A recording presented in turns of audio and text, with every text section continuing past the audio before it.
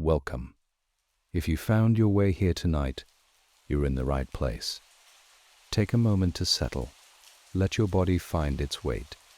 Against the mattress, against the cushions, against whatever is holding you right now. Let your jaw unclench. Let your hands go soft. Let the day, with everything it asked of you, begin to move to the edges of your attention, the way the tide moves back from the shore. Not gone, just further away, just quieter. Tonight we're going somewhere old and still. We're going to the far southwest corner of England, to Cornwall, where the land ends in a long, broken coastline of granite cliffs and hidden coves, where the sea is never quite the same color twice, and where the wind off the Atlantic has been shaping things, stone, timber, people, for longer than anyone can accurately measure. It is 1878. It is autumn, and in a small stone atelier above the harbour of a village called Porthsennen, a woman named Vivienne Ashworth is about to find something her husband left behind, something he never told her about, in a place she never thought to look. Before we begin, if these stories help you sleep, you're welcome to subscribe. A new Victorian sleep story arrives here every week, made for exactly this kind of night. Take one slow breath in and out. The cliffs are waiting. The sea is waiting. The map is waiting. The atelier smelled like her husband. That was the first thing Vivienne noticed every morning when she unlocked the door. The particular combination of linseed oil and India ink, and the faint mineral smell of the pigments he had ground himself. The smell that had been in his clothes and his hair, and she had once told him, in the very air around him, as if he carried his work the way other men carried the smell of the sea or the forge. Edmund had laughed at that. He had said, "A cartographer should smell like the world. If I smell like linseed oil and ink, it only means I haven't mapped enough of it yet." That had been 3 years ago, on a September afternoon not unlike this one, and Edmund had been alive, and the atelier had been his. Now it was hers. She stood in the doorway for a moment, as she did every morning. She could not seem to stop doing it, and looked at the room before entering it. The long tilted drafting table along the south wall, still set at the angle Edmund had preferred. The shelves of rolled maps in their labelled tubes, each one a place he had walked, or sailed, or both. The brass instruments in their velvet-lined cases, dividers, parallel rulers, the small theodolite he had carried across 3 counties, the window that faced west toward the sea, the glass old enough to have a slight waviness in it that made the view outside move like water when you looked through it at an angle. 6 months since Edmund had died. 6 months of unlocking this door every morning and standing in the doorway and breathing the smell of him before stepping inside. She stepped inside. The work of the past 6 months had been, in the main, the work of completion. Edmund had left several commissions unfinished, estate maps mostly, for landowners who had contracted with him in the years before his illness made sustained work impossible. Vivienne had completed these herself, working from his notes and measurements, her own hand growing steadily more like his as she practiced, not deliberately, but because she had watched him work for 11 years, and the shapes of his letters and the weight of his lines had become part of how she understood the making of a map. The landowners had, for the most part, accepted the completed work without comment. One had written to say that he had not realized Mrs. Ashworth was also a cartographer. She had written back to say that she had not entirely realized it either. She was 38 years old. She had married Edmund at 27, when he was already established, and she was the daughter of a Truro solicitor with a talent for drawing that everyone had admired, and no one had suggested she pursue seriously. Edmund had suggested it. Edmund had, in fact, insisted on it, had given her the smaller of the 2 drafting tables from his first week of marriage, and had said, with characteristic directness, "You have a better eye than I do for certain things. You should use it." 11 years of working beside him, learning the discipline of the craft, the patience it required, the precision, the understanding that a map was not merely a picture of a place, but an argument about it, a set of decisions about what mattered and what could be left out. She had not expected to be doing it alone. The sandstone wall beside the door had a series of small brass hooks where Edmund had hung the maps in progress, the ones he was actively working on, that needed to be seen whole and often. Most of these hooks were empty now. The commissions were finished and delivered. The atelier was, for the first time since she had known it, largely at rest. On the last hook, slightly apart from the others, there was a single rolled tube. It had been there since she arrived. She had assumed it was something completed, something waiting to be collected, and had not touched it. But the weeks had passed, and no one had come to collect it, and this morning, for the first time, she took it down. The label on the tube was in Edmund's hand, S.W. Coast Survey, Porthsennen to Cape. Personal. Personal. She set it on the drafting table and unrolled it carefully, weighting the corners with the small brass weights Edmund had kept in a dish by the window. It was a map of the Cornwall coastline she knew, the great southwestern tip, the granite cliffs, and the coves, the villages strung along the cliff-top paths. Edmund had surveyed this coast many times over the years for various commissions, and she recognized his characteristic approach. The careful rendering of the cliff profiles, the depth soundings marked in fathoms offshore, the precise notation of landmarks.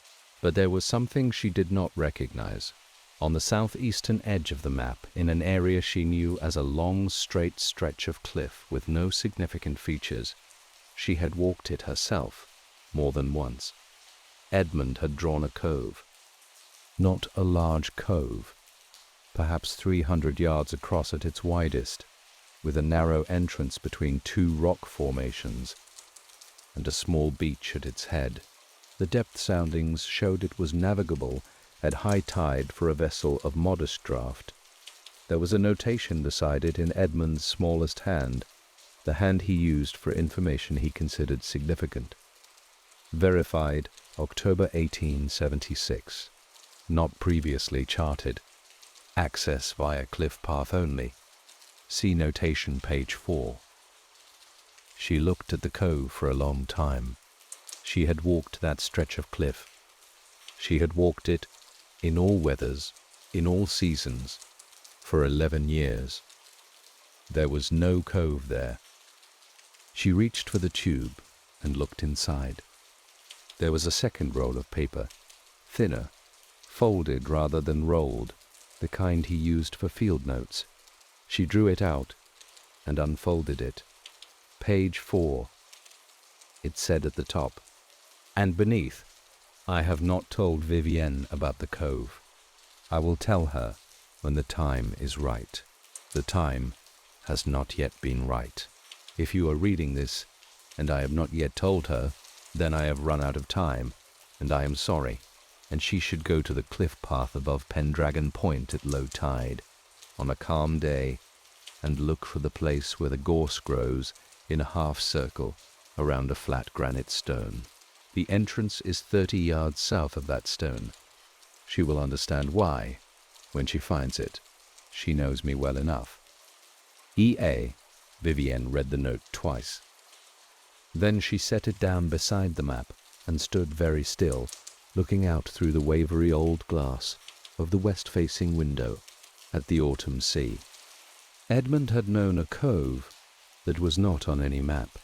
He had kept it from her, not in secrecy, the note made clear, but in the particular patience of a man who was waiting for the right moment, and had run out of moments before the right one came. She looked at the map. She looked at the note. She picked up her coat from the hook by the door. Cornwall was not England in the way that other places were England. This was something visitors often felt without being able to articulate, a quality of separateness, of the land having its own logic, that predated the roads and the county boundaries and the railway that had arrived 20 years ago and had brought with it tourists and summer people who came for the light and the cliffs and departed before the autumn turned serious.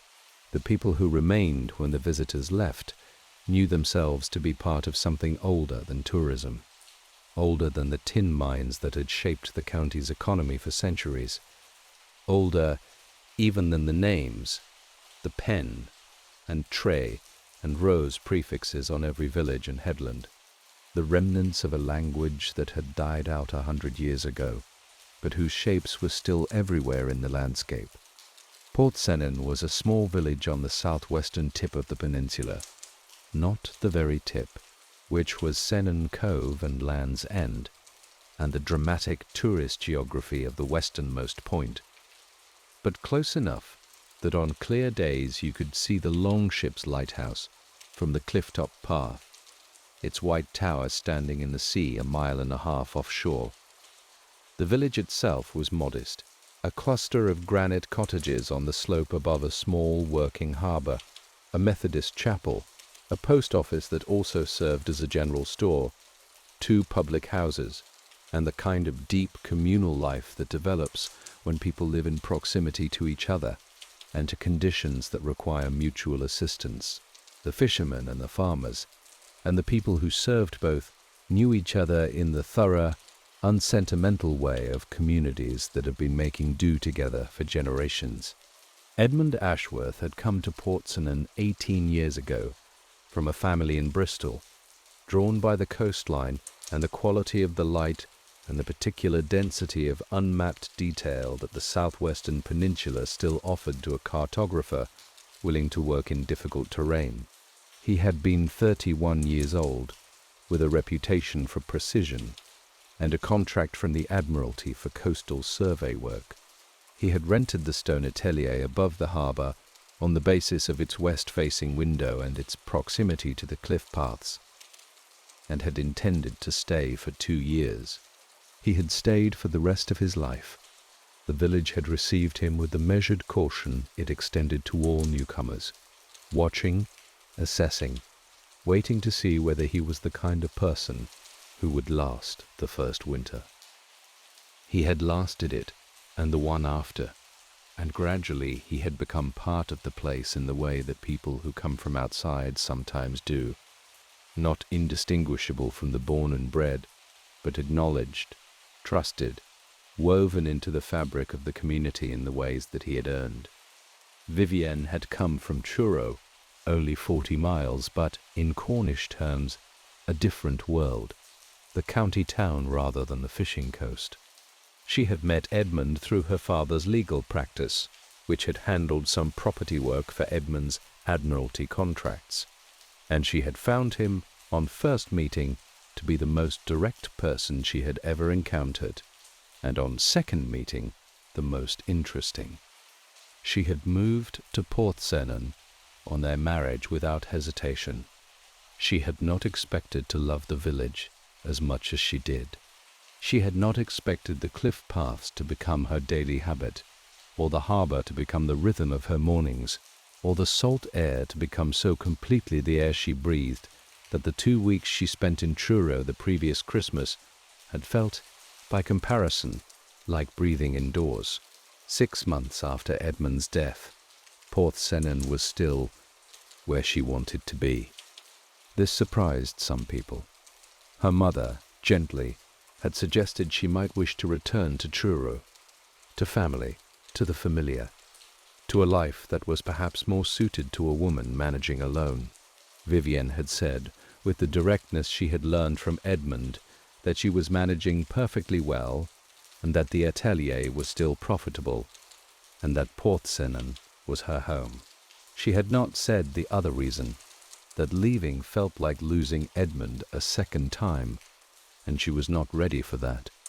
The autumn had come in gently this year. The gorse on the cliff tops was in its second flowering. It flowered twice, spring and autumn, and an old Cornish saying held that when the gorse is in bloom, kissing is in season, which meant, as the locals pointed out with satisfaction, that kissing was always in season in Cornwall. The bracken had turned deep amber and copper. The sea had shifted from its summer blue-green to the darker, more complex grey-green of autumn, with white water on the rocks. On any day the wind had substance. On the cliff-top path above Pendragon Point, the gorse grew in an uninterrupted sweep. Vivienne had walked past it hundreds of times.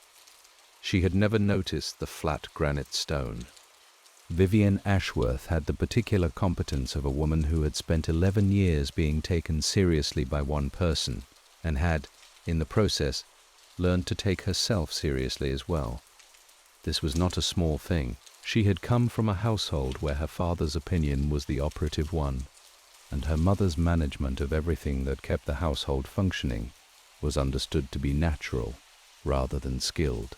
She had been educated adequately, accomplished moderately, and prepared for a life that would be defined primarily by the requirements of whoever she married. Edmund had not wanted that. Edmund had wanted a collaborator.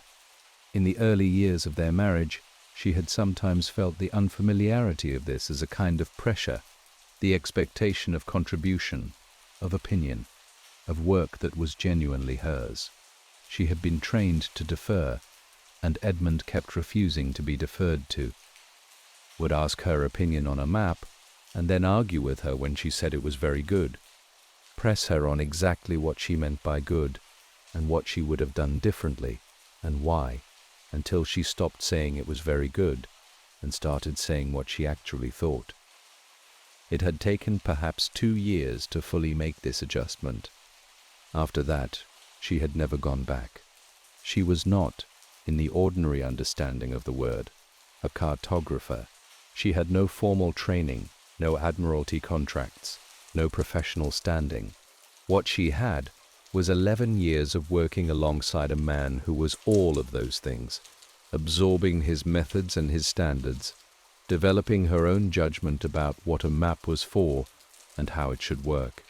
And Edmund had told her this, and it was not the kind of thing Edmund said unless he meant it, a better intuitive grasp of coastal topography than anyone else he had worked with, something about the way she perceived the relationship between cliff and water, between the visible surface and the structure beneath it.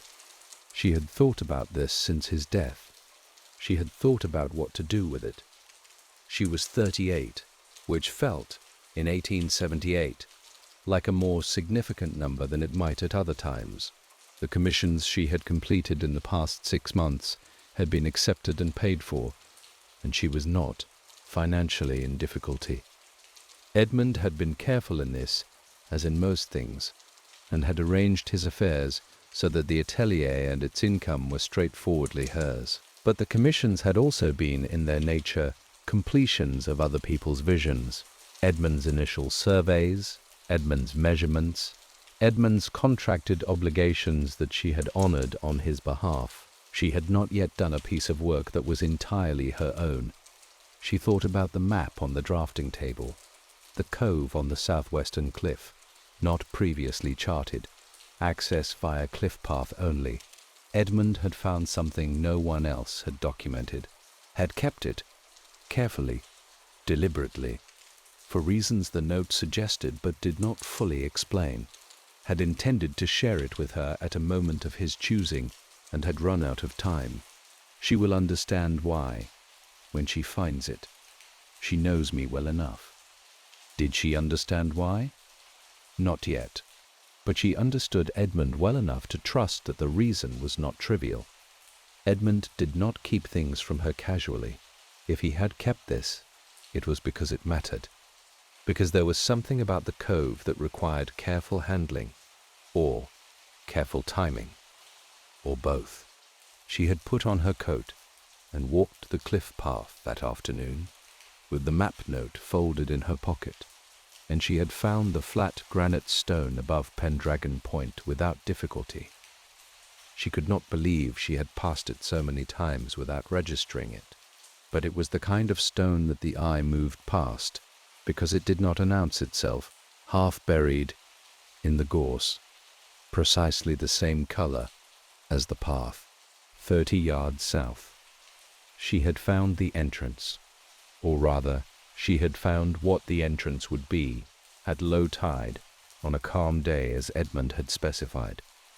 Today had been neither. The sea had been running strong from the southwest, the tide 3 hours from its ebb, and the narrow gap between the two rock formations had been a confusion of white water and spray, completely impassable.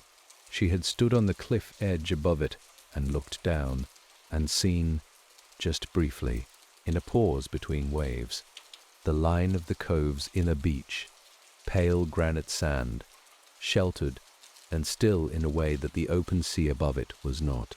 She had stood there for a long time in the autumn wind. Then she had walked back to the atelier, hung up her coat, and sat down at the drafting table with page 4 in her hands and Edmund's map spread out before her. I have not told Vivienne about the cove. She looked at the cove on the map, the careful depth soundings, the notation of the entrance, the date, October 1876.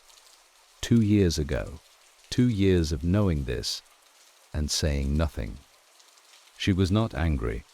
She had examined herself for anger and had not found it, had found instead something more complex, a mixture of grief and curiosity, and the particular ache of a question that could not be answered by the person who knew the answer. Edmund had known the secret. Now it was hers. She picked up her workbook and wrote at the top of a clean page, "What is in the cove?" The field notes went back further than she had expected.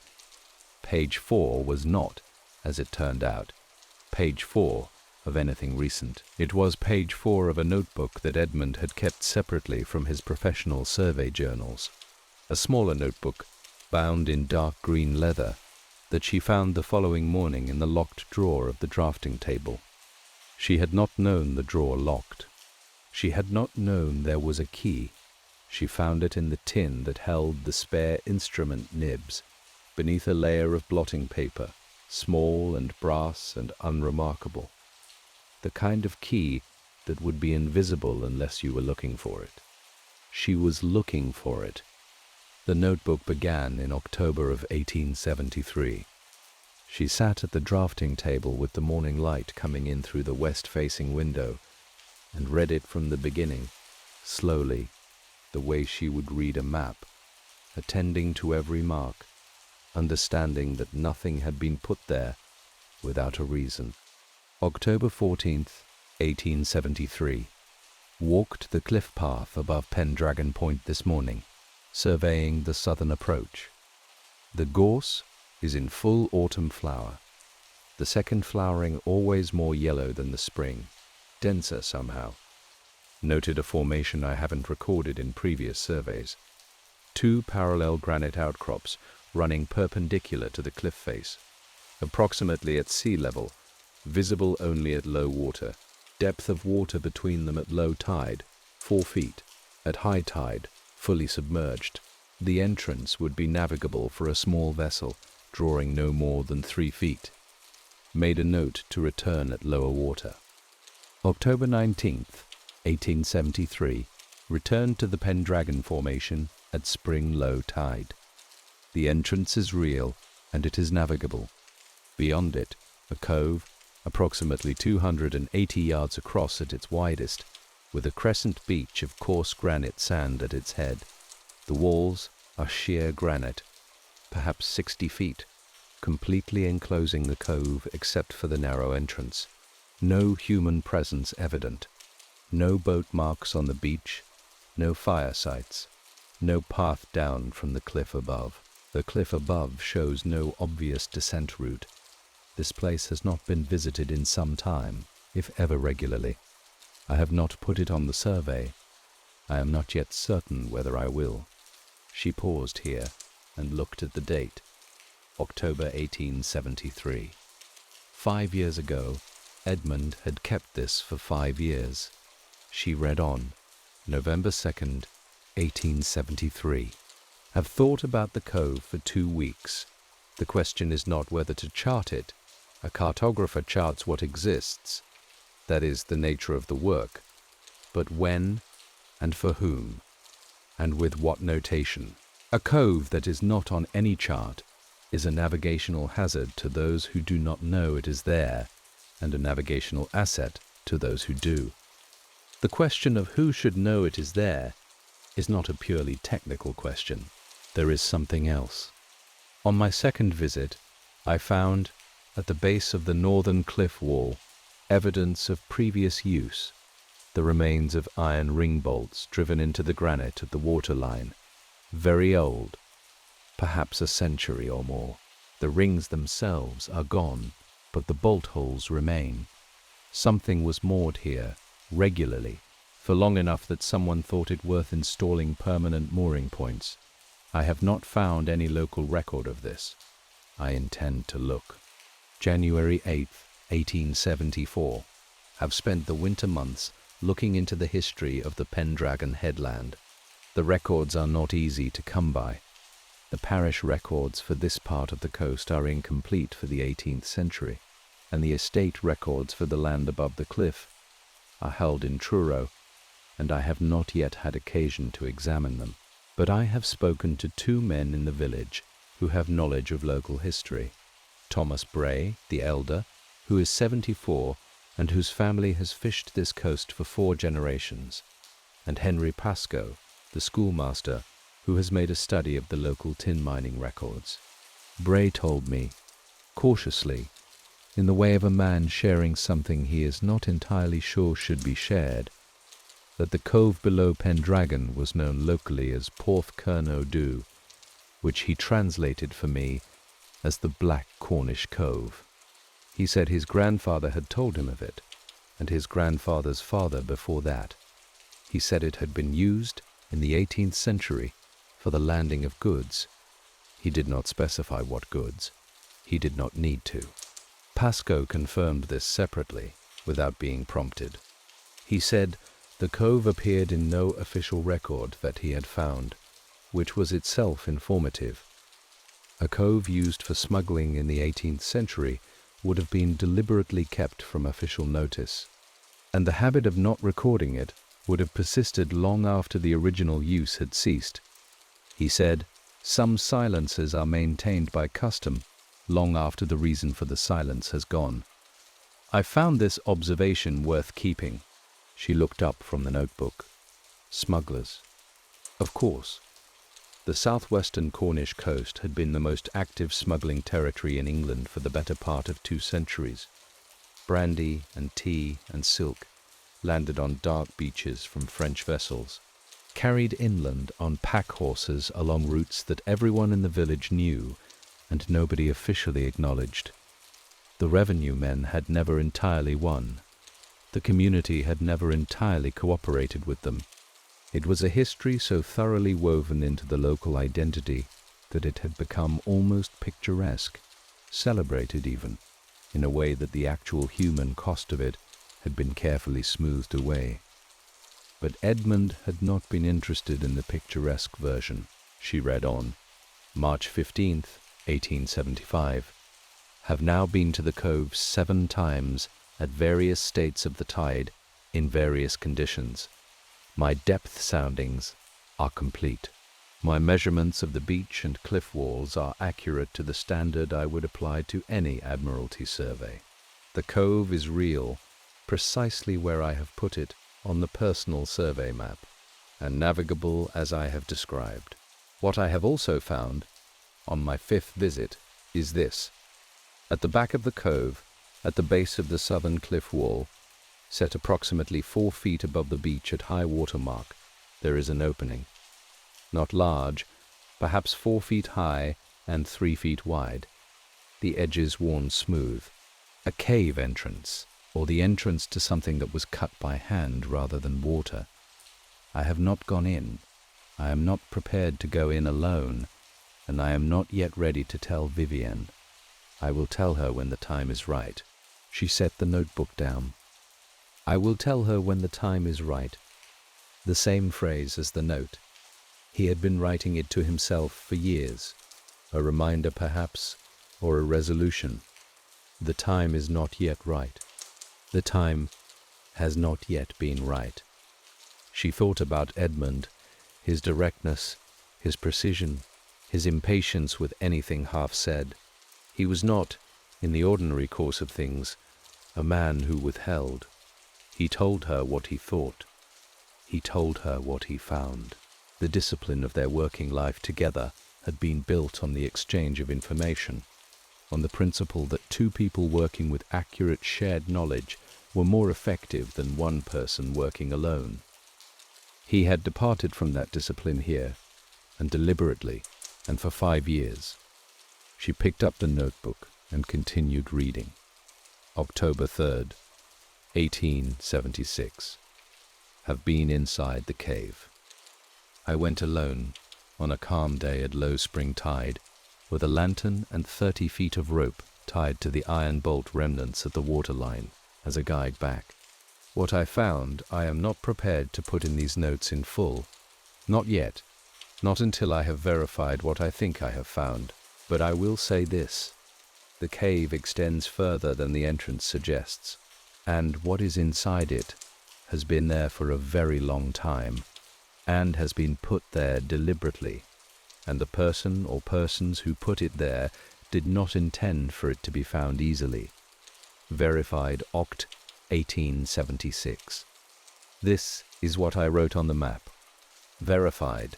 It is the right word. What exists in that cave is not rumor or local legend. It is real.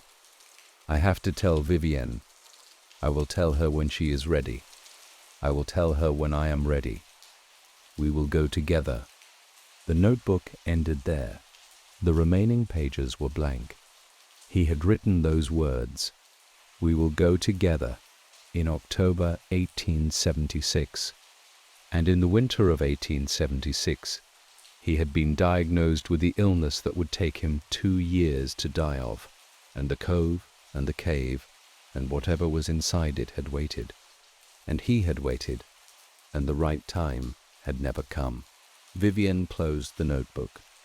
She looked out through the wavery glass at the autumn sea, and the distant white tower of the Longship's lighthouse standing in the water, and the line of the cliff path that ran south toward Pendragon Point.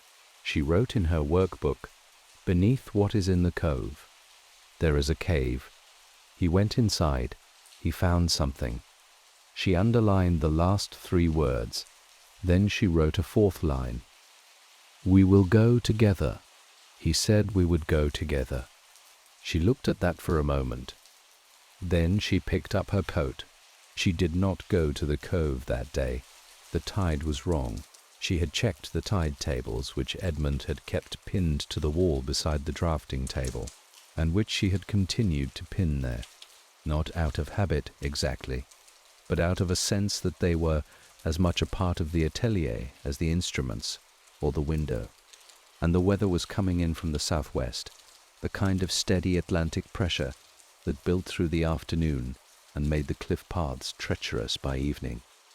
Instead, she went to see Thomas Bray. He lived at the far end of the village, in a cottage that had been in his family for 4 generations, and showed it, the granite walls thick and slightly irregular, the windows small and deep set. The garden in front, still producing the last of the autumn vegetables, with the sturdy indifference of a garden that had been producing things for a very long time. He was in the garden when she arrived, moving along the bean rows with the unhurried deliberateness of a man who has been doing this particular task for 74 years and sees no reason to change his approach. He looked up when she opened the gate. "Mrs. Ashworth," he said. He did not seem surprised to see her, which she had come to understand was simply how Thomas Bray received all information, without visible surprise, as if everything that happened had been, on some level, anticipated. "Mr. Bray," she said, "I've been reading my husband's survey notes. I'd like to ask you about something he wrote in them, if you're willing." He straightened slowly, set his tools against the wall, and gestured toward the cottage door. Inside was dark and warm and smelled of wood smoke, and the particular close smell of a house that has been inhabited continuously for a very long time. He set the kettle on the range without asking, and sat in the chair nearest the window, and looked at her with the patient sea-coloured eyes of a man who was in no hurry. "Porth Kernow, she said. He nodded, slowly, as if checking something off an internal list. "Edmund wrote that you'd told him about it," she said, "in 1874. You told him what it had been used for." "I told him what I knew," Bray said, "which is what my grandfather told me, and what his father told him before that. The cove was used for landing in the old times. Brandy, mostly. Some silk. The revenue men never found it. The entrance is too narrow to be seen from the water unless you know exactly where to look, and we didn't tell them where to look." He said this without particular pride or shame, as a simple statement of fact. It stopped being used, I think, sometime around the turn of the century, before my grandfather's time. He knew of it, but he never used it himself. "Edmund found a cave," Vivienne said, "inside the cove, at the base of the southern wall. He went in October of 1876. He wrote that he found something inside." Bray was quiet for a moment. The kettle began to murmur on the range. "He told me," Bray said at last. "Or he told me he'd been in. He didn't tell me what he'd found. He said he wanted to be certain before he said anything." A pause. That was the autumn before he was taken ill. "Did you have any idea what might be in there?" Vivienne asked. Bray looked at her steadily. "There were stories," he said. "The kind of stories that get told in a village for long enough that nobody's sure anymore what's true and what's been added to. The smuggling families, the ones who used the cove. There were stories that they'd used the cave for storage. Not just goods, the ordinary kind, but records." "Records," Vivienne said. "Account books, ledgers, the kind of thing that needed to be kept somewhere safe, somewhere the revenue men wouldn't look, but that needed to be kept, because there were debts involved, and arrangements, and the people who had the arrangements needed to be able to refer to them." He paused. "That's what the stories said. Whether there's anything still there, that I couldn't tell you." She thought about Edmund's words. What is inside it has been there for a very long time, and has been put there deliberately. Would anyone in the village now have a connection to those families? She asked. Bray considered this. "It was a long time ago," he said. "But in a village this size, most families are connected to most other families if you go back far enough." He looked at her. "You're thinking of going in?" "Edmund said we would go together," she said. "He didn't get the chance." Bray looked at her for a long moment with the patient, weathered assessment of a man who had spent 74 years watching people decide things. Then he nodded. "Low spring tide," he said. "You'll need a calm day, westerly not too strong. Lantern, rope, and someone who knows what they're doing in a sea cave." He paused. "I'm too old for the cave itself. But my grandson is not. Matthew, he's 26. He fishes the Cove system, knows every inch of this coast from the water. He went in once, years ago, as a boy, on a dare." A faint smile, brief and weathered. "He said there was something at the back. He didn't know what it was. He came out fast. Boys do." Vivienne wrote in her workbook, "Matthew Bray, Ask tomorrow. There's one other thing, Bray said, as she was standing to leave. She waited. Edmund was not the first person to go looking, he said. About 15 years ago there was a man from London, a solicitor's clerk by his look. He came asking about the Cove. He'd found something in some record or other that he thought pointed to it. Bray paused. Edmund didn't know about this. It was before your time here, but the man was sent away without answers, as all such men have been sent away. The village keeps its own counsel. What was he looking for? Vivienne asked. Bray looked at her steadily. That, he said, is what Edmund would have wanted to know too. Matthew Bray was not what she had expected. She had expected, from his grandfather's description, someone weathered and taciturn, with the closed quality of a man who lived in a small community and had learned not to give too much away. What she found was a young man with an open, attentive face and the kind of easy physical competence that came from spending most of his working life on water. He moved through space as if he were accustomed to surfaces that shifted under him, which gave him, on land, a slightly fluid quality, as if he were always making small, unconscious adjustments. He was mending nets in the harbour when she found him the next morning, his hands moving through the task with the automatic efficiency of long practice, his attention free for conversation. She introduced herself. He said he knew who she was. She said his grandfather had suggested she speak to him. He nodded and set the net aside and looked at her with the directness that she was coming to understand was a characteristic of the Bray family. "The Cove," he said. "Yes. I went in as a boy," he said. 11 years old, a dare from my cousin, which is the kind of reason boys do things. He glanced out at the harbour. The entrance is the hardest part. Once you're through, it opens out. The cove inside is... He paused, searching. It's like being in a different place. Cut off. The sound of the sea drops right away once you're past the entrance formation. Everything is still. Edmund wrote that the beach is coarse granite sand, Vivienne said. It is. And the cliff walls are clean. The sea gets in on the big tides and scours them. No weed on the walls, just bare granite. He paused. I remember that because I'd expected it to be dark and wet, the way caves usually are. But it wasn't. It was dry, above the tide line. And the light, at the right time of day, the light comes through the entrance at a low angle, and it reaches further into the cove than you'd expect. Did you go to the southern wall? Vivienne asked. The cave entrance Edmund found. Matthew looked at her. I saw it, he said.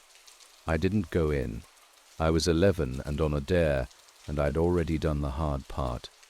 The cave entrance. He paused.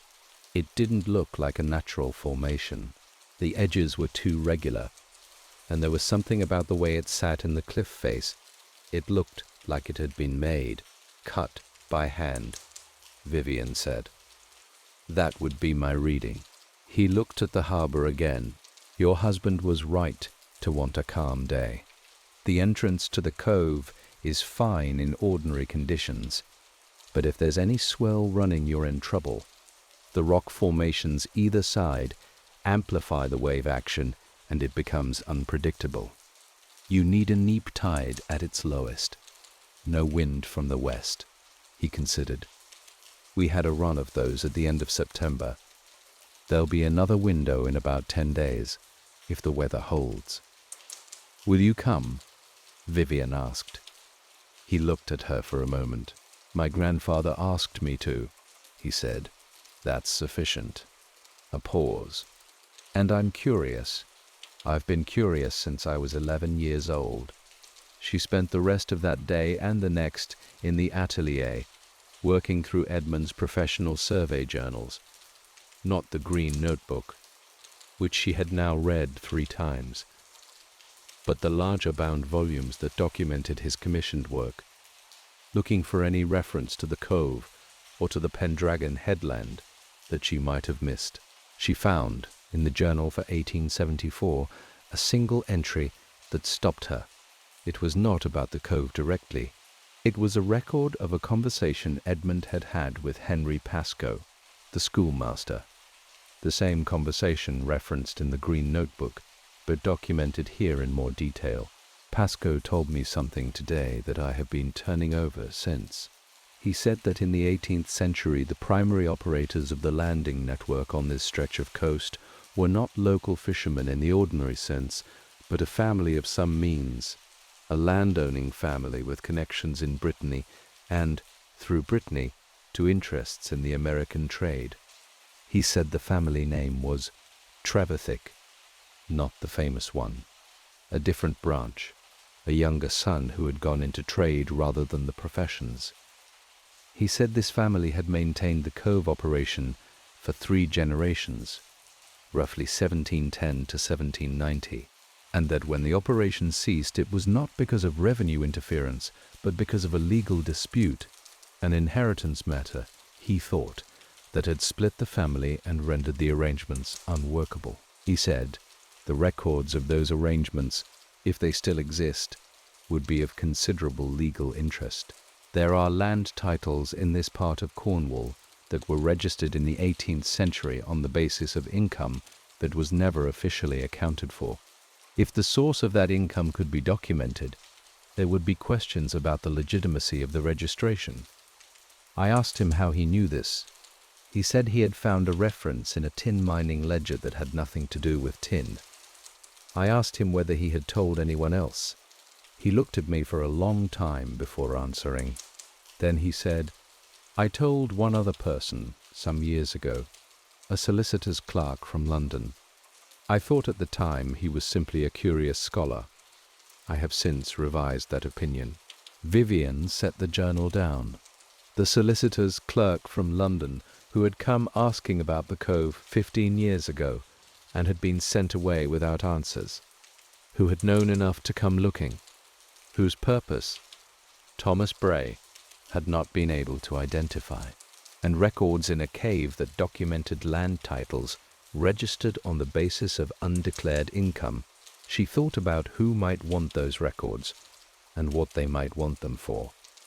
She picked up her workbook and wrote, "Trevithick family, younger branch, trade, Brittany connections, land title dispute, 18th century income, undocumented, solicitor's clerk, London, approximately 1863. Who sent him?" She underlined the last question. Then she went to find Henry Pascoe. Henry Pascoe lived above the school, in 2 rooms that managed to contain more books than seemed architecturally advisable. He was a small, precise man in his late 50s, with a particular quality of attention that characterized people who had spent decades teaching children to think carefully, a habit of listening that was active rather than passive, of asking the question behind the question. He had known Edmund well. He received Vivienne with the warmth of a man who had respected her husband and had extended that respect, automatically, to her. She told him what she had found in Edmund's journals. He listened without interrupting, which confirmed her sense of him. When she finished, he was quiet for a moment. He found the cave, Pascoe said. He went inside in October of 1876, Vivienne said. He wrote that he found something. He didn't specify what in the notebook, but he wrote that it had been there a long time and had been put there deliberately. Pascoe nodded slowly. "I always thought he would find it eventually," he said. Edmund had the instinct for the coast that most surveyors lack, the sense that the visible map is always an incomplete version of the real one. He paused, and then he was ill.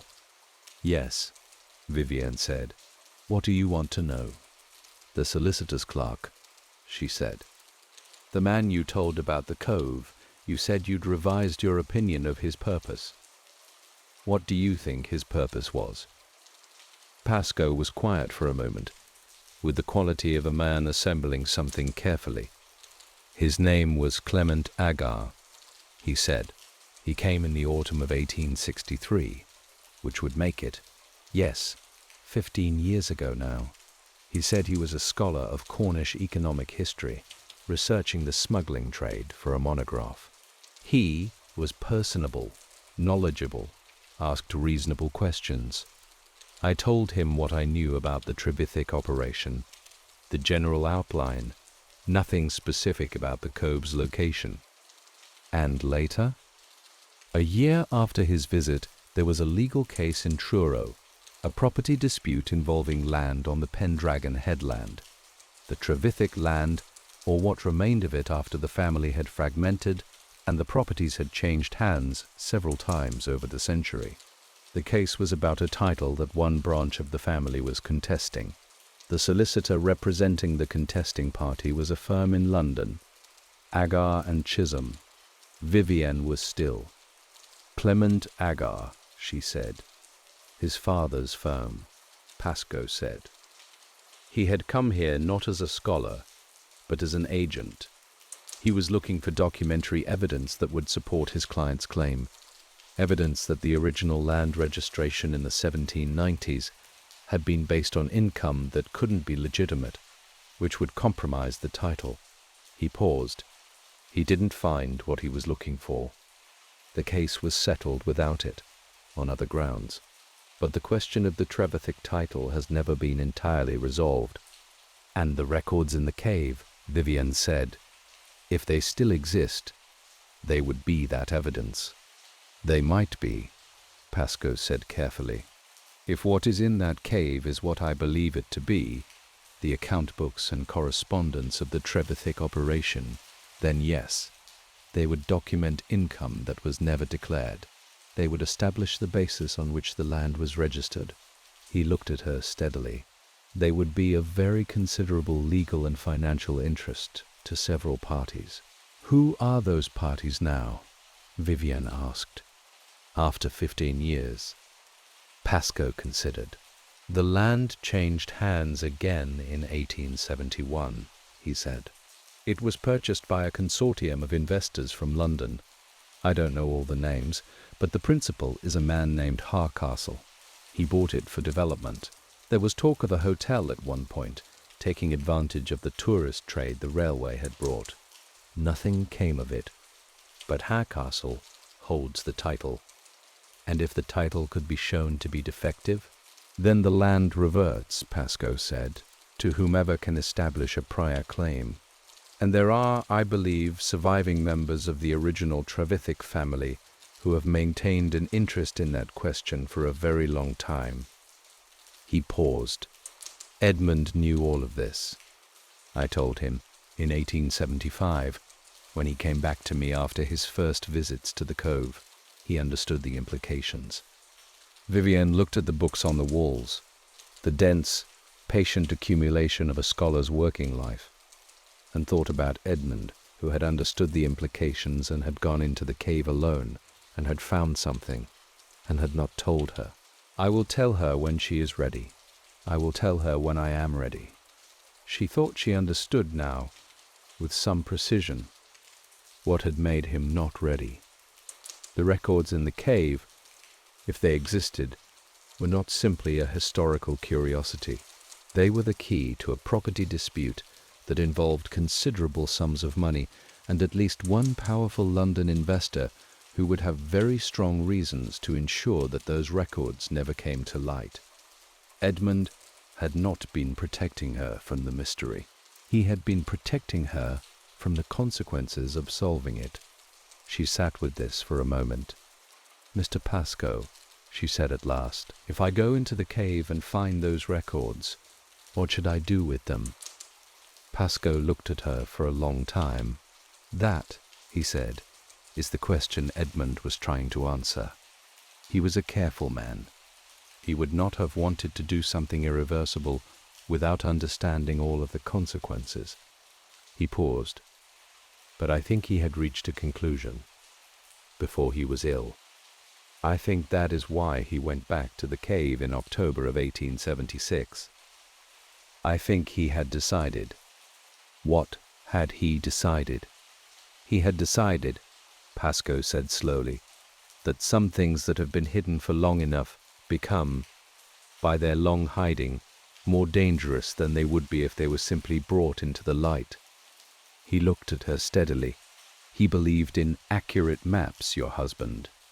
He believed that the world was better served by honest documentation of what was there than by careful omission of what was inconvenient. The room was quiet. Outside, the autumn wind moved through the village.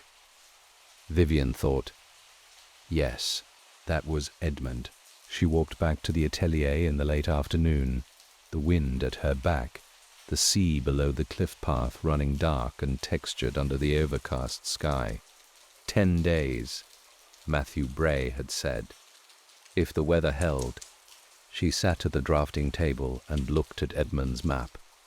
The cove drawn in his careful hand, the depth soundings, the notation, the date, verified October 1876. She looked at the entrance formation he had marked, the narrow gap between the two rock outcrops, the inner beach at the head of the cove. She looked at the cave entrance he had noted with a small symbol at the base of the southern wall, not a standard cartographic symbol, something he had invented for this map, a small circle with a line through it that she thought might mean entrance, not natural. She thought about what it meant to go in, not physically. She had no fear of the physical dimensions of it, the low water, and the lantern, and the rope. She had walked worse cliff paths in worse weather. She had an accurate sense of her own capabilities, which was one of the things Edmund had given her, and the capability required for this was not beyond her. What she thought about was the other kind of going in, the commitment it represented. If she went into that cave and found what Edmund had found, she would no longer be a woman completing her husband's unfinished work.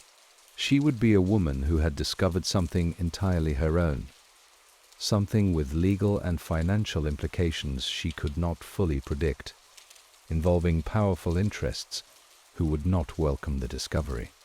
Edmund had protected her from that. She had spent 6 months being grateful for Edmund's protection, in all its forms, the financial arrangements, the completed instruments, the professional contacts who had accepted her work without requiring her to re-establish her credibility from scratch. He had been, in his methodical and loving way, very thorough in the protection he had prepared. But she was 38 years old, and this was her atelier now, and there was a map on her drafting table that had been waiting since October 1876 for someone to finish what it had started. She opened the green notebook to the last written page. "We will go together." He said we would go together. She had written that herself 3 days ago. She looked at it now and crossed it out, gently, a single line through it, not an erasure, but an acknowledgement, and wrote beneath it, "I will go." She sat with that for a moment. Then she began, methodically, to plan. She needed the right tide.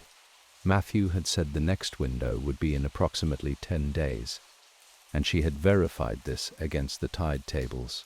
She needed calm conditions, no westerly swell, which meant watching the weather carefully for the week before, and being prepared to wait if it changed. She needed the lantern, fully trimmed with extra oil. She needed rope, 30 feet, as Edmund had used, tied to the remnant bolt holes at the waterline. She needed Matthew Bray, who knew the coast from the water, and whose presence was both practical and, she admitted to herself, a comfort. She was not a woman who required comfort, as a rule, but she was also not a woman who made decisions carelessly. She wrote the list in her workbook. She checked each item against the atelier's inventory and found all of them present except the extra lamp oil. which she could collect from the chandlers in the morning. Then she wrote a second list. This one was headed, "If the records exist." She wrote, "Document first. Photograph if possible." Edmund had a camera, a half-plate field camera that he had used for survey work. She had never used it herself, but she knew the principle and could learn the mechanics. Note, condition, location, any identifying marks or dates. Do not remove anything on the first visit. Consult with Pascoe before any further action. Write to a solicitor in Truro, not the family solicitor, someone independent, and ask, without specifics, about the general legal framework for discovery of historical documents on disputed property. She looked at this list for a moment. It was, she recognized, exactly the kind of list Edmund would have made. The same instinct for sequence, for establishing what was known before acting on it, for understanding the full shape of a situation before committing to a course within it. She had absorbed this from 11 years of working beside him, the same way she had absorbed his letter forms, and his line weights, and his habit of double-checking depth soundings against the visible cliff profiles. She thought, "He taught me how to do this. He taught me without knowing he was teaching me, because he thought he would be here to do it with me." She closed the workbook and looked out through the wavery west-facing window. The sun was setting, not dramatically. The clouds were too thick for drama, but the light was changing, the grey of the afternoon deepening toward the blue-grey of early evening. The Longship's lighthouse was just visible on the horizon, and as she watched, its light came on. The slow rotation of it, the beam sweeping across the water at its steady interval, patient and exact. She thought about Edmund in the cave in October 1876, with his lantern and his 30 feet of rope, finding what had been hidden there for nearly 100 years. She thought, he knew what he was doing. He knew the shape of what he had found. She thought, he was trying to find the right time to bring it into the light. She thought, the right time is now. It is simply mine instead of ours. She stayed at the window until the room was too dark to see the map, and then she lit the atelier lamp and turned back to the work and began to prepare.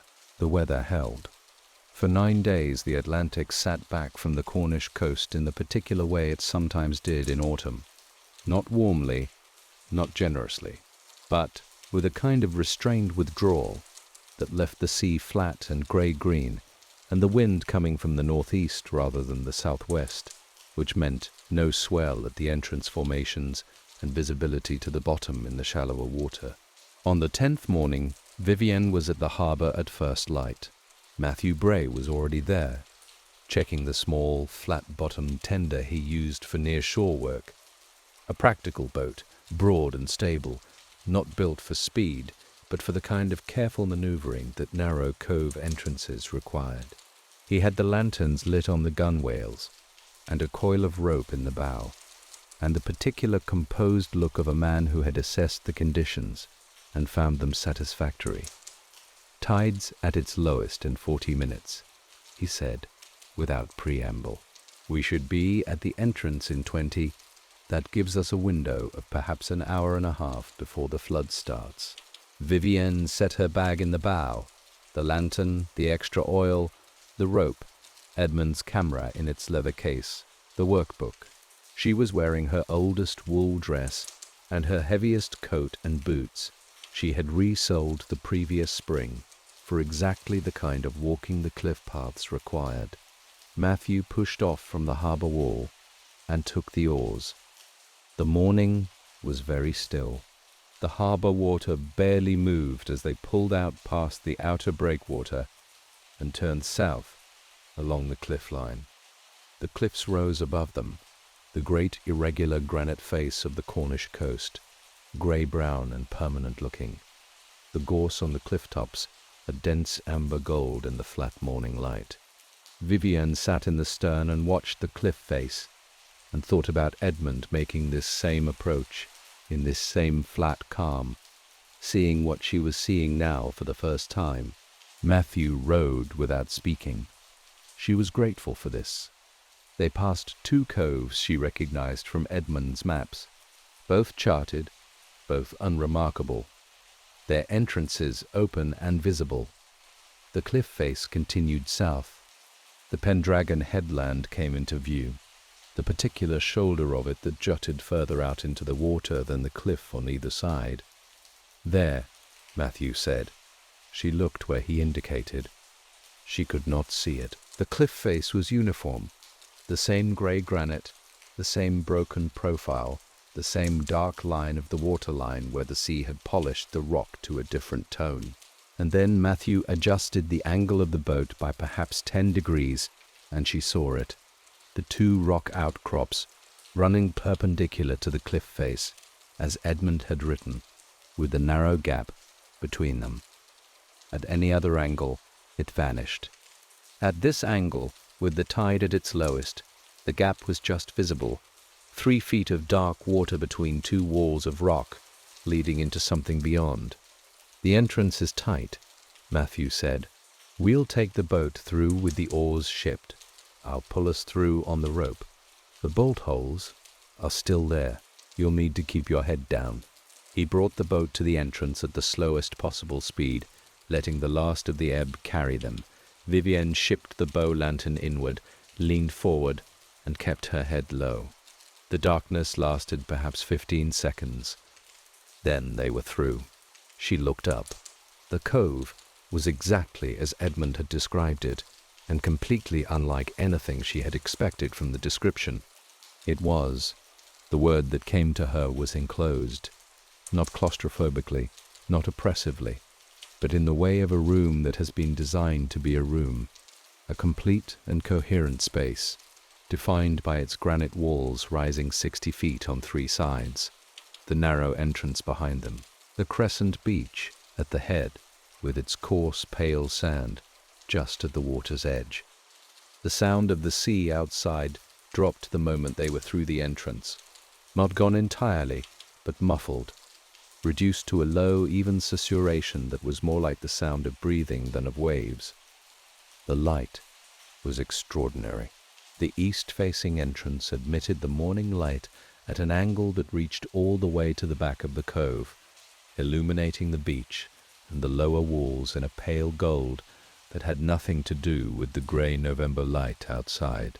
The walls themselves were bare granite, clean scoured as Matthew had described, with none of the dark weed and biological accumulation of an ordinary sea cave. The water inside the cove was dark but clear, the bottom visible in the shallows near the beach, pale sand and rounded stones, undisturbed. She understood, immediately and completely, why Edmund had not put it on any map, not because of the legal complications, not because of the smuggling history, not because of the records that might or might not be in the cave at the back, simply because some places, once charted, become different places, become destinations, become known, become subject to the ordinary processes of arrival and departure, and use that change the nature of everything they touch. Edmund had known this cove and kept it whole. He had loved her enough to share it, and had not found the moment, and had left it for her instead.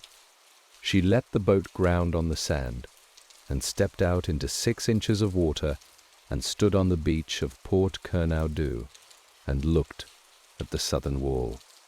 The cave entrance was there, exactly as Edmund had marked it, 4 feet high, 3 feet wide, the edges worn smooth in the way that was not entirely natural. Matthew beached the boat beside her, and stood looking at it, without speaking. She took the lantern from the bag and lit it. The light opened up the lower part of the southern wall, throwing the cave entrance into sharp relief. Up close, the cut edges were unmistakable. The granite had been worked carefully, the tool marks still visible after a century of salt air and occasional flooding. Someone had made this opening. Someone had spent considerable time and skill making it, which meant that whatever was inside had been considered worth the effort. She looked at Matthew. He nodded. She ducked through the entrance. The cave was dry. That was the first thing. The smell of it was dry stone and cold air, not the salt damp of a sea cave. The entrance was low, but the interior opened out almost immediately into a space perhaps 20 feet across and 10 high, the walls rising in irregular steps to a rough vaulted ceiling where the rock had been partially cut and partially used as it was found. She held the lantern up. Along the far wall, set back from any flooding, above the high water mark by a clear margin, there were shelves, not natural ledges. Shelves, cut into the rock face and reinforced with timber that had dried and hardened over a century into something closer to stone than wood. And on the shelves, set back carefully, wrapped in what had once been oilcloth and was now a stiff, brown-edged remnant of its former self. Objects, rectangular objects, stacked with the deliberate organization of a person who expected to return. Books, or what had been books, ledgers, by the size and shape of them. She walked to the shelves and stood before them for a long moment, the lantern light warm on the oilcloth packages and the cut stone behind them. What is inside it has been there for a very long time, and has been put there deliberately. She set the lantern on the lowest shelf and reached for the nearest package. The oilcloth unfolded stiffly. Inside, a ledger, octavo size, the cover dark with age but intact. The pages, she turned them carefully, barely touching the edges, dense with figures and notations in a hand she did not know. Dates in the margins, names, quantities. What appeared to be a systematic record of transactions maintained over years in the careful, disciplined hand of a person who understood that these figures mattered. She could not read it fully here, in the lantern light, with the tide beginning its turn, but she could see enough. She reached for the camera. She photographed everything she could in the time remaining. Matthew had come in behind her and stood near the entrance, holding a second lantern, moving it as she directed, without needing to be asked twice. She worked quickly and methodically. The camera's half plate required a steady hand and an accurate sense of exposure, and the lantern light was uneven. But she had watched Edmund use the camera enough times to understand the principles, and she applied them with the focused attention of a woman who understood that she would not have unlimited time. 7 packages on the shelves, each one photographed in place before she touched it. Each one then carefully unwrapped, the oilcloth handled with as much care as the contents, and the ledger inside photographed open, at least 2 pages documented. The ledgers were 3 account books, running from approximately 1741 to 1788, each one overlapping the last by a year or 2, a continuous record with no significant gaps. 1 correspondence book, copies of letters, both sent and received, the received ones pasted in, the sent ones copied in the same careful hand that kept the accounts. 2 smaller notebooks that appeared to be inventory records, goods received against goods distributed, and 1 item that was not a book at all, but a folded document, heavy paper, with a wax seal that had cracked with age but was still partially legible. The impression of it showed what appeared to be an anchor, and the initials T.T. Trevithick, the initial seal of the operation's founder. She photographed the seal twice. Then she wrapped everything back in the oilcloth, as carefully as she had found it, restoring each package to its position on the shelf, and stood back and looked at the shelves in the lantern light. Matthew said quietly, from the entrance, "Tide's turning." She knew. She had been tracking the sound of the water outside, the subtle shift in the rhythm of it, the slight increase in frequency that meant the flood was beginning. She picked up the lantern and took one more look at the shelves, at the century of patient darkness they had stood in, at the oilcloth packages, stiff and brown, that had outlasted everyone who had put them here. She thought about Pascoe's words. Some things that have been hidden for long enough become, by their long hiding, more dangerous than they would be if they were simply brought into the light. She thought about Edmund. He believed that the world was better served by honest documentation of what was there than by careful omission of what was inconvenient. She thought about the map on the drafting table, the depth soundings. Not previously charted, a cartographer's job was to document what existed. She had documented it. What happened next would require more than a lantern and a camera. It would require Pascoe and a solicitor in Truro, and careful thought about who needed to know what, and in what order. It would require the kind of patience that Edmund had brought to everything, the understanding that the right action taken at the wrong moment was not better than the right action taken at the right one. But the documentation existed now. The photographs existed. Whatever happened to the ledgers themselves, whether they were removed or left, or the cave was sealed, or the tide eventually reached the shelves, the record of what was here was no longer confined to this cave. She ducked back through the entrance into the cove. The light had changed while she was inside. The sun had moved, the angle of the entrance admission shifting, so that the cove was now illuminated differently, the beach in shadow, and the upper walls catching a warmer, more lateral light. The water was perceptibly higher. The boat was floating free of the sand. Matthew was already aboard, the oar ready. She waded to the boat and climbed in, and he took them out through the entrance. The same careful maneuver as before. The lanterns shipped, the rope guiding them through the narrow, dark passage. And then they were in the open water, the cove behind them, and the Atlantic ahead. And the flat, grey November morning was the most ordinary and welcome thing she had ever seen. She looked back at the cliff face. The entrance was invisible already.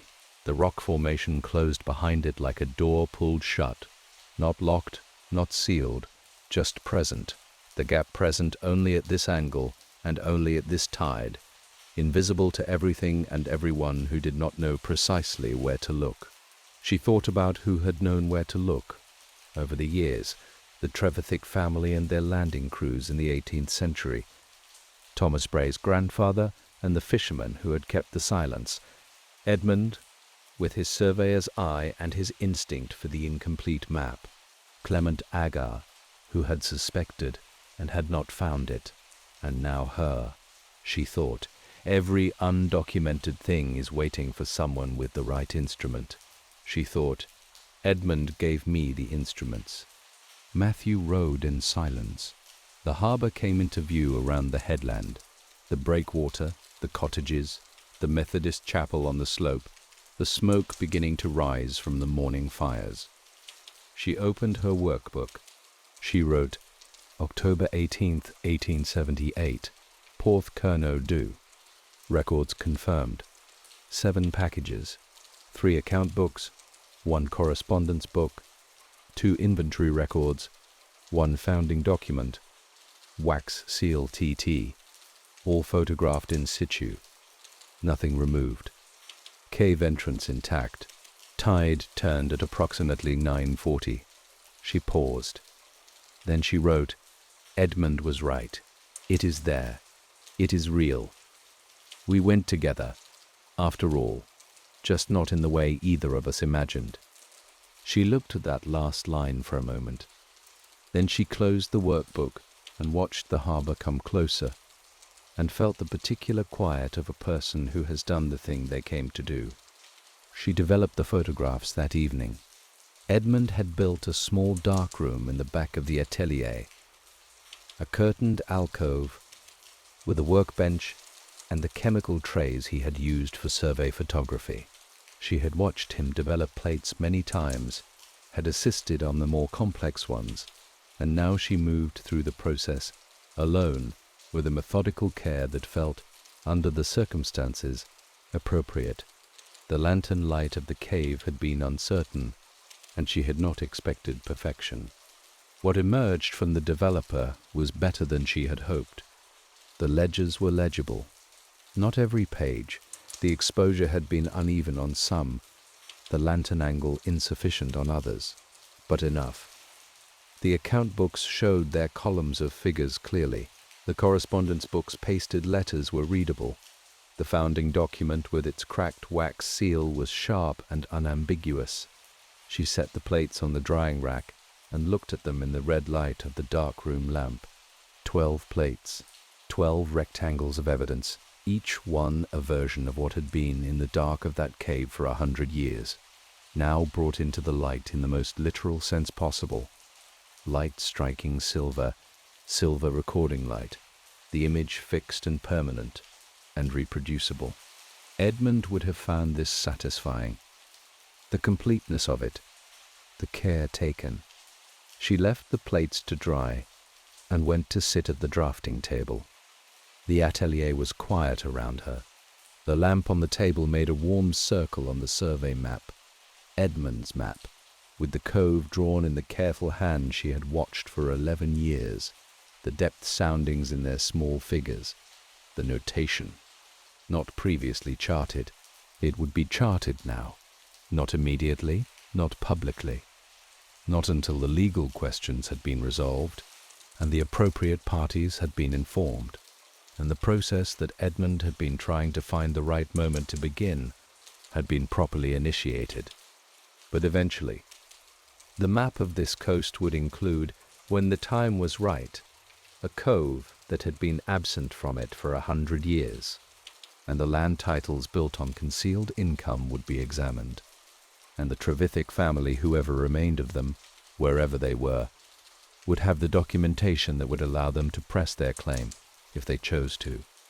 And Harcastle, who had purchased a title that might prove to be less solid than he had believed, would have to reckon with that. She was not naive about any of this. She knew it would be slow and contested, and that powerful interests would resist it. She knew her own position, a woman without professional standing in a field that did not formally recognize women, with a set of photographs she had taken herself, and the testimony of an old fisherman and a village schoolmaster, was not unassailable. But she had the documentation. She had done the work carefully. She had the photographs and the workbook entries and, soon, the consultation with an independent solicitor, and Pascoe's historical research, and Matthew Bray's witness. She had, in other words, a map, an accurate one, and accuracy, Edmund had always said, was its own kind of argument. She picked up the green notebook and read the last page again. "We will go together," she thought. We did. She set the notebook beside the map and looked at both for a while. The small green leather book and the large survey sheet, the private record and the professional one, the voice of a man she had known for 11 years, and the voice of his work. They were, she understood now, the same voice, the same instinct for honesty, the same belief that the world went better when things were accurately known. She had inherited both. She thought about what came next. The letter to the Truro solicitor, the conversation with Pascoe, the longer process of moving carefully and correctly through what she had found toward whatever resolution it eventually reached. She thought about the atelier, which was hers now, in a way it had not quite been 6 months ago.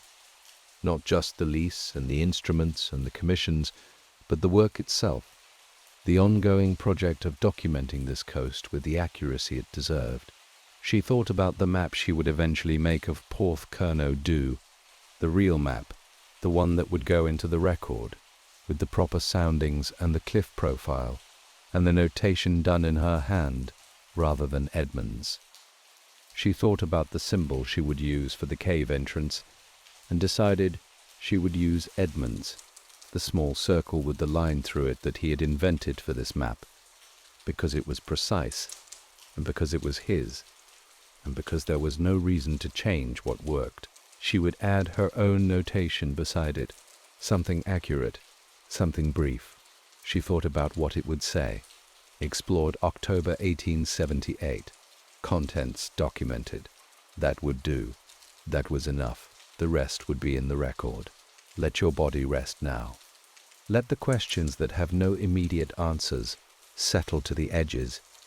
They will be there in the morning, and the morning will be steady, and you will meet them then.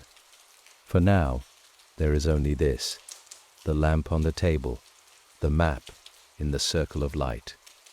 The sound of the sea below the cliff, doing what it has always done, moving in its long, unhurried rhythm, indifferent to the legal questions and the property disputes, and the complex human arrangements that occupy so much of the time between tides. In and out. The Cove is there. It has always been there. The sea knows where it is. Let your breathing slow to match the sea. Let your thoughts become less distinct, less sharp at their edges, less insistent. The way the cliff face becomes less distinct in the evening light, the details softening into the general shape softening into the dark. The photographs are drying. The map is accurate. The workbook is closed. In the cave below Pendragon Point, the ledgers sit in their oilcloth on their cut stone shelves, as they have sat for 100 years, patient and exact, waiting for the process to unfold in its own time. Some things cannot be rushed. Some things only need to be found. You have been found. Tonight, you found your way here. That is enough. Let the lamp burn low. Let the sea do its work. Let the dark be gentle, and the morning come in its own time, and the rest that is waiting for you be the rest you have earned. Sleep now. Rest well. Good night.